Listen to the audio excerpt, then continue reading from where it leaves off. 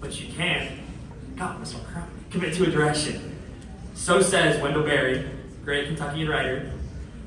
It begins at the Pikeville Area Family YMCA in the summer of 2024 on my first White Car service trip at about 5:40 in the morning.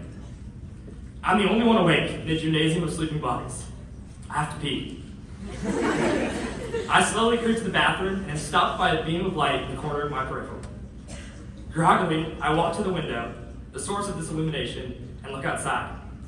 The sun has just begun to crest over the horizon in the Appalachian Valley where we've spent the night, and the sky is a beautiful assortment of colors. It's cliche, but I feel a sleep-deprived tear roll down my cheek. Even 2 years later, I think it is still the most beautiful thing I've ever seen.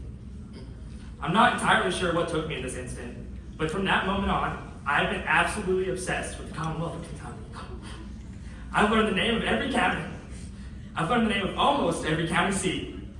I listen to a podcast about Kentucky history every night before I go to bed. I read Kentucky Civil War history books for fun. I know, for fun. The idea of seeing it all, knowing it all, is a thirst I don't think I'll ever be able to fully quench.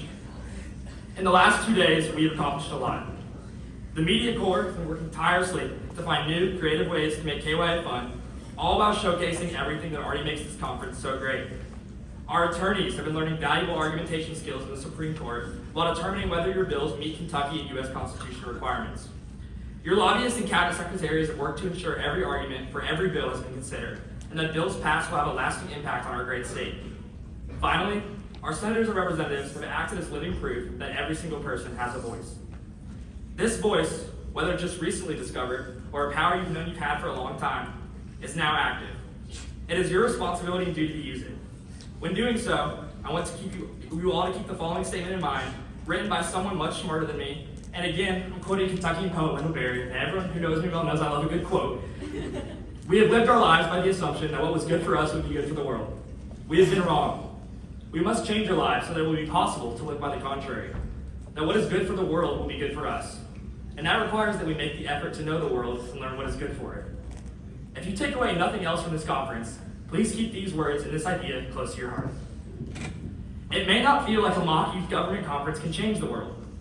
In reality, it probably can. That is not and has never been the expectation here.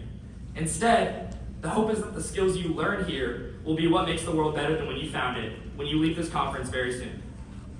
I've signed 18 bills, and you have overridden my vetoes on 2 more. These 20 new KYA laws are examples of knowing what is good for the state and trusting that it will be good for ourselves too. Throughout the last 48 hours, I have seen each and every one of you work hard and show your passion. The moment these sparks are extinguished is the moment democracy dies. They make it hard. County Clerk David Yates spoke to us yesterday about the challenges we face in our current political environment. To that I say, keep going. I want to thank you all for electing me as your governor. Gosh, I told myself some that. At the last session, I won't lie, it has not been easy. In fact, and Ann knows this better than anyone, it has been much harder than I expected when I arrived here at noon on Sunday. Yet what has pushed me through this has been the idea that you all have trusted me for this role. I know this sentiment applies to the rest of my presiding officer team as well. I would be lying if I said the Kentucky Youth Assembly hasn't changed my life, meaning, by extension, each and every one of you has changed my life too. Because of that, I want to offer myself as an olive branch. I'm pretty easy to track down. Whether it's a question about a bill you're writing for next year or a simple comment about Kentucky history, I would love for you to reach out, now or in the future, no matter if you've had countless conversations or if you've never even told me your name. I want to continue making this conference great for as long as you all will let me.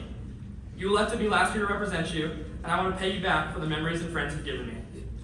I want to end with one last quote, this time from the late, great celebrity chef, Anthony Bourdain. Well, not quite on the theme of the other ones. For those that don't know, my dad worked in the restaurant industry as a chef until he died when I was in 5th grade. Bourdain was a man I know he looked up to, and I can see why.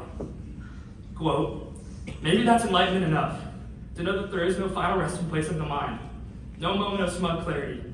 Perhaps wisdom is realizing how small I am, and how far I have yet to go. Thank you.